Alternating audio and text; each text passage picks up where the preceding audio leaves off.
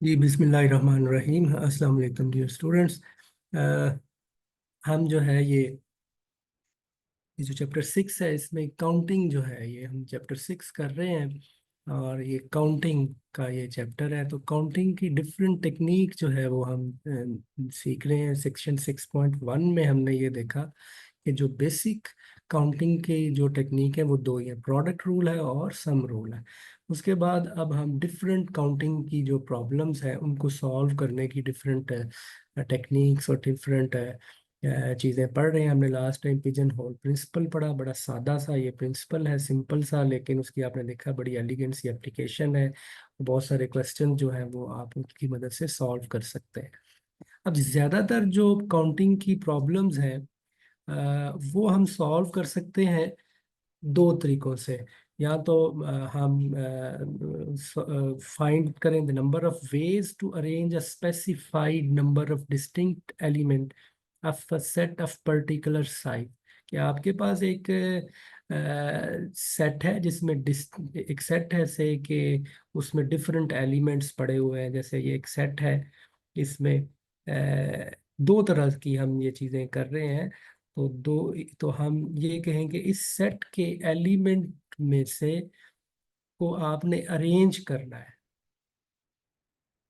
ठीक है, तो से कि मैं कहता हूँ कि दो एलिमेंट्स को, इस सेट के दो एलिमेंट को आपने अरेंज करना है।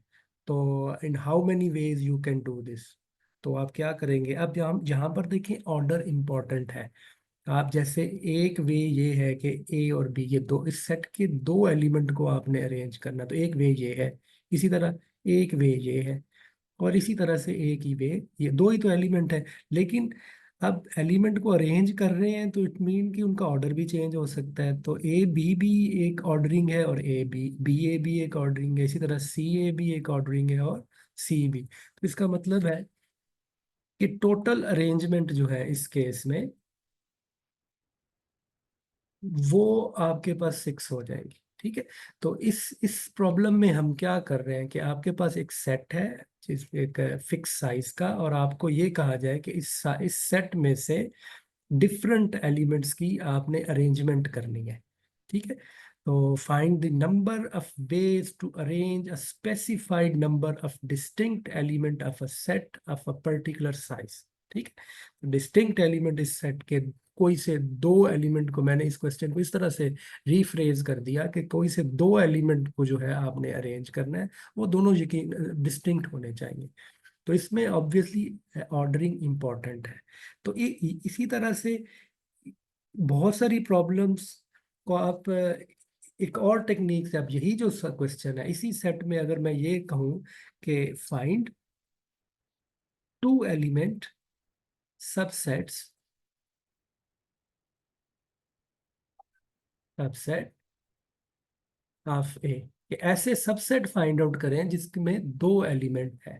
तो अब देखें, अब इसमें एलिमेंट क्या होंगे। अब एक ये सबसेट है, एक ये सबसेट है, और एक ये सबसेट है। अब यहाँ पर देखें कि ऑर्डरिंग इंपॉर्टेंट नहीं है। हमारा सवाल क्या था कि आपने इस सेट के दो एलिमेंट, ऐसे सबसेट ढूंढने हैं जिसमें दो एलिमेंट हो। ठीक है, वो हमें पता है सेट में तरतीब से कोई फर्क नहीं पड़ता, ए बी लिख दूं या बी ए लिख दूं उससे कोई फर्क नहीं पड़ता। तो ये क्वेश्चन ही बता रहा है कि इसमें एलिमेंट की ऑर्डरिंग इंपॉर्टेंट नहीं है। तो असल में हम क्या कर रहे हैं, हम ये कह रहे हैं कि सेलेक्ट करें। इस प्रॉब्लम को आप इस तरह भी रीफ्रेज कर सकते हैं, select two element from three element. ठीक है, तो एक सेट है, एक उसका एक स्पेसिफिक साइज है, उस सेट में से specific number of element select करें। तो ये असल में इस तरह की प्रॉब्लम जो है ये कम्बिनेशन की प्रॉब्लम कहलाती है, और ये इसका आंसर जो है वो 3 चूज 2 है। ठीक है, तो 3 कम्बिनेशन 2, तो ये कम्बिनेशन की प्रॉब्लम है। आगे डिटेल में हम ये करेंगे। और ये जो फर्स्ट किस्म की जो प्रॉब्लम है ये परम्यूटेशन की प्रॉब्लम है। परम्यूटेशन में क्या होता है कि आपके पास अरेंजमेंट, आपने डिस्टिंक्ट एलिमेंट्स की अरेंजमेंट है, और वहाँ पे ऑर्डरिंग जो है वो इम्पोर्टेंट होती है।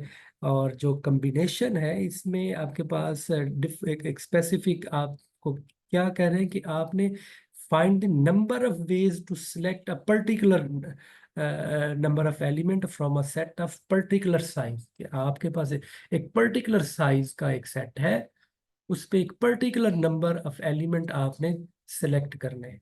ठीक है, तो इस पे जाहिर है ऑर्डरिंग नहीं होगी। यहाँ पर क्या है कि एक पर्टिकुलर साइज ऑफ सेट है, उसमें से एक पर्टिकुलर नंबर ऑफ एलिमेंट्स को आपने अरेंज करना है। ठीक है, तो ये फर्क है। लेकिन ज्यादातर जो हमारी काउंटिंग प्रॉब्लम्स है वो इन्हीं दोनों से हम सॉल्व करते हैं, बड़े इंपॉर्टेंट हैं ये। और आप देखें, ये आपको एक एक इनमें इनमें एक लिंक भी नजर आ रहा है कि ये परम्यूटेशन, यहाँ पे ये 6 है, ये 3 है, तो ये उसको 2 पे डिवाइड करें तो ये आ रहा है। तो आगे हम ये चीज प्रूव भी करेंगे। तो खैर, ये दो इंपॉर्टेंट चीजें, हम डिटेल में इन चीजों को, इन दोनों कॉन्सेप्ट्स को पढ़ेंगे, एक परम्यूटेशन का है और एक कम्बिनेशन का। तो पहले ये परम्यूटेशन, तो परम्यूटेशन को फिर हम डिफाइन कैसे करेंगे कि ये असल में डिस्टिंक्ट एलिमेंट्स की जो अरेंजमेंट है उसको फिर हम जो है वो परम्यूटेशन से डिनोट करेंगे।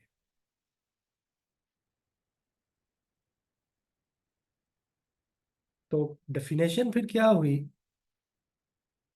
अ permutation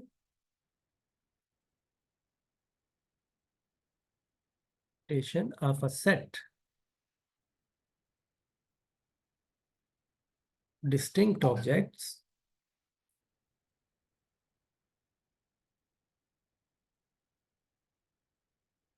is an ordered arrangement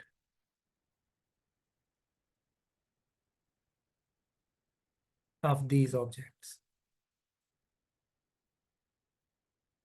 तो फिर इसका मतलब कि परम्यूटेशन का मतलब क्या है? आपके पास कुछ ऑब्जेक्ट हैं, ये डिस्टिंक्ट सेट का ऑब्जेक्ट है, उसकी ऑर्डर्ड अरेंजमेंट को हम कहेंगे कि वो परम्यूटेशन है। जैसे अभी मैंने एग्जांपल दी कि आपके पास एक सेट है जिसमें 3 एलिमेंट है, तो उसके 2 एलिमेंट्स को आपने अरेंज करना है, तो उसे हम कहेंगे कि ये परम्यूटेशन है। और जनरली अगर आपने वो नंबर, अगर सपोज कि अगर आपके सेट में n एलिमेंट है और आप उसमें से r एलिमेंट को जो है वो अरेंज करना चाह रहे हैं, तो उसे फिर आर परम्यूटेशन कहते हैं। And R permutation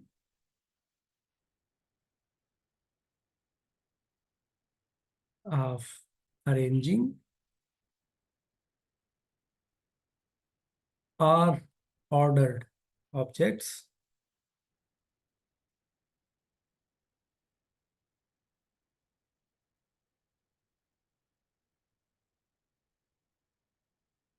is of arranging R elements in order।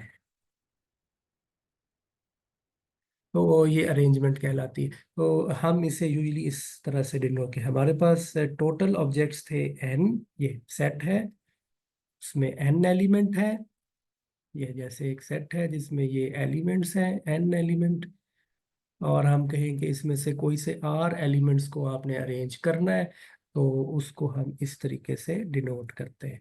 और इसका इसका फॉर्मूला क्या होता है? इसका फॉर्मूला जो है वो n into n-1 into n-2 and so on n-r+1। और इसको अगर आप दोनों साइडों पे डिवाइड करें, इसे अगर कंटिन्यू करें, तो this this will can be reduce to n factorial. अगर आप ये आगे n-r ये कंटिन्यू करें और उस नंबर से डिवाइड भी कर दें, तो n-r फैक्टोरियल से मल्टीप्लाई और डिवाइड कर दें, तो हमारे पास ये आ जाएगा। तो ये हमारे पास फॉर्मूला आ जाएगा, permutation of R objects from N objects. तो total number of objects N है, उनमें से आर को आप परम्यूट कर रहे हैं। परम्यूट करने का मतलब आप आर एलिमेंट्स को अरेंज कर रहे हैं। और अगर ये आर की वैल्यू अगर एन के इक्वल हो, तो उस केस में आप देखें कि ये जो पी एन एन जो है, ये क्या बन जाएगा? n into n-1 and so on. n minus R था, तो इधर n ही आ जाएगा, तो हमारे पास ये क्या बन जाएगा? n factorial.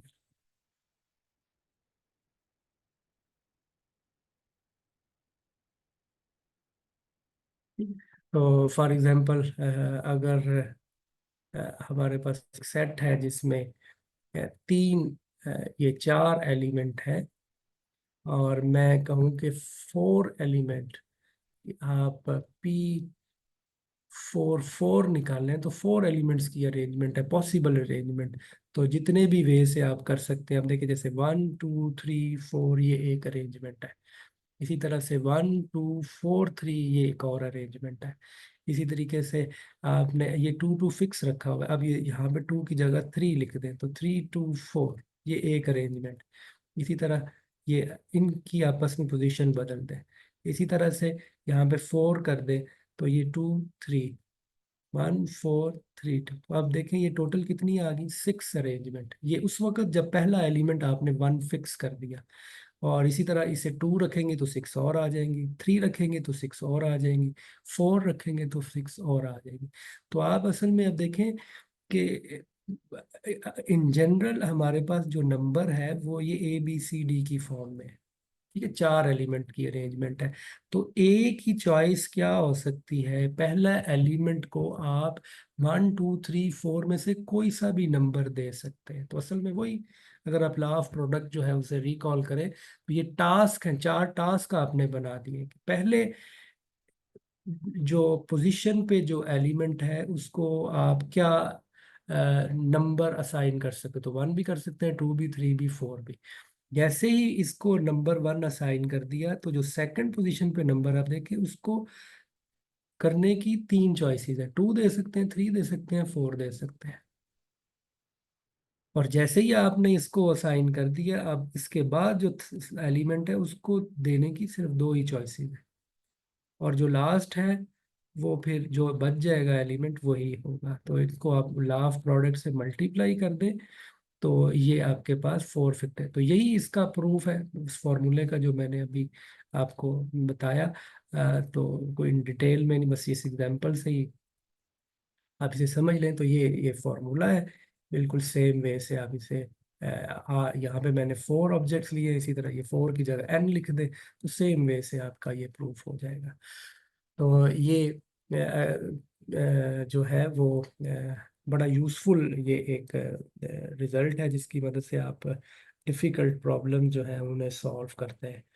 अ, कुछ एग्जांपल्स हैं ये 409 पेज पे, उनमें से मैं एक एग्जांपल जो है वो करता हूँ। एग्जांपल 7 है, इसमें नंबर्स है, how many permutation.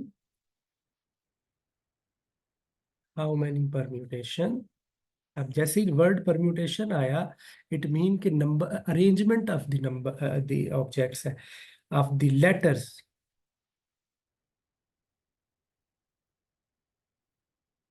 ABCDEFGH,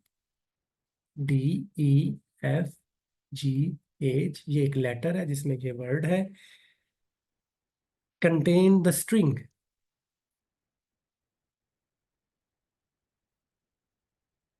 string का मतलब कि ये कंजेक्टिव आने चाहिए। ठीक, तो क्वेश्चन को अच्छे तरीके से पहले समझे, उसका एक्सपेरिमेंट करें। अब देखेंगे वो कहता है कि ये एक लेटर है, जैसे एक लेटर, जैसे ये मैथ एक लेटर है, इसमें चार वर्ड है। ठीक है, इसी तरह से ये कंजेक्टिव वर्ड लिए, तो ये सपोज कि ये एक लेटर है, इसमें वर्ड ABC वो कहता है कि आपने वो वाले सारी की सारी परम्यूटेशन फाइंड आउट करनी है जिसमें ये जो वर्ड है, ये जो स्ट्रिंग है ABC, ये उसमें लाजमी कंटेन करे। जैसे मैं शुरू में D लिख सकता हूँ, लेकिन ये जो ABC है ये इकट्ठा आना चाहिए। ठीक है, उसके बाद वैसे ही FGH, तो ये एक स्ट्रिंग है। तो इसमें आप देखें कि ये जो ABC है ये इकट्ठा आ रहा है। इसी तरह मैं कोई और एज भी शुरू में आ सकता है, कोई भी तरतीब हो सकती है ये। तो ये मैं ABC जो है वो इधर लिख दूँ, तो DFEG।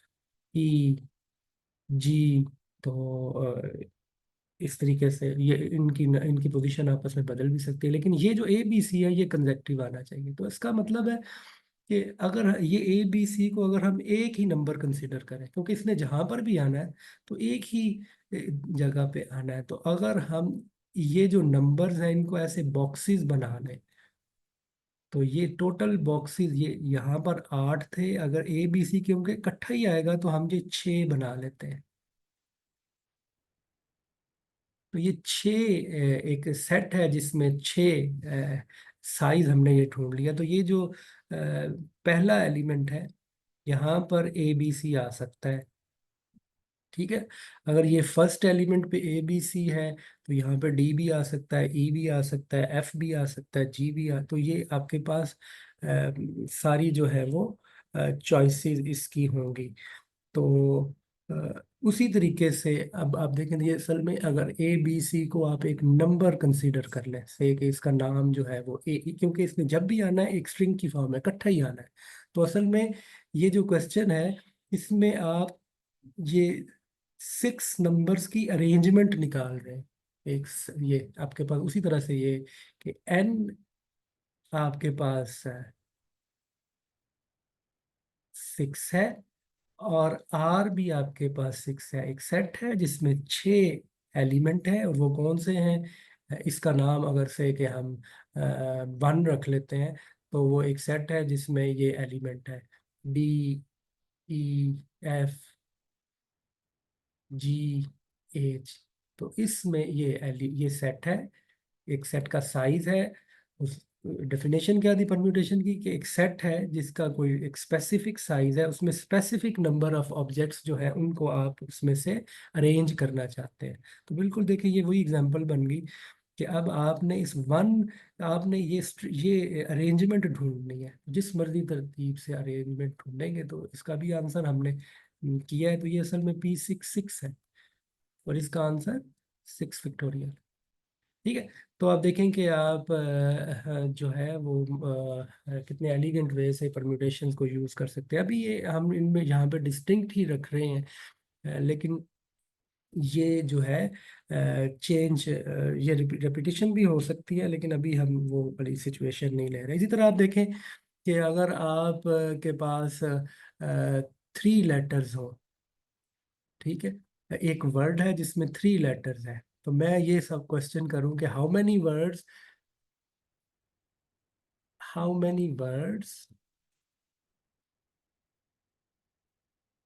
Of length three three are there distinct, वो ये विद नो रेपिटेशन, ठीक है, इसमें कोई नंबर रिपीट नहीं होगा। तो आप देखिए जो पहली पोजीशन है हमारे पास 26 टोटल अल्फाबेट्स हैं। तो आपने पहले क्या करना है कि वो सेट ढूंढना है। तो यहाँ पर एन की वैल्यू 26 आ जाएगी। तो सेट जिसमें से हमने नंबर चूज करना है वो 26 है, और उसमें से 3 जो लेटर्स हैं उनकी अरेंजमेंट है। तो आप देखिए, तो पहली जगह पे 26 आ सकता है, यहाँ पे 25 पॉसिबिलिटीज है, यहाँ पे 24। तो आर आपका 3 है। तो असल में इस क्वेश्चन का आंसर क्या है, 26 3। और उसी तरीके से ये क्वेश्चन आ जाएगा 26 फैक्टोरियल और n-r, तो दिस इज 23 फैक्टोरियल, और हमारे पास आंसर आ जाएगा 26 × 25 × 24। इसी तरह से अगर ये क्वेश्चन करूँ, how many words of length 4 are there and every, और कोई रेपिटेशन नहीं किसी नंबर की होनी चाहिए, तो उसी तरह से उसका आंसर क्या होगा, P26 4। तो ये जो है क्वेश्चन जो है ये परम्यूटेशंस के कॉरिस्पॉन्डिंग थे। एक्सरसाइज हम देखेंगे नेक्स्ट टाइम के। एक्सरसाइज मैंने आपको बताई दी हुई है 6.3 की, वही एक्सरसाइजेज हैं जो कि आपको पहले आपने शेयर की थी। तो अगेन कोई क्वेश्चन हो तो आप लोग पूछिएगा।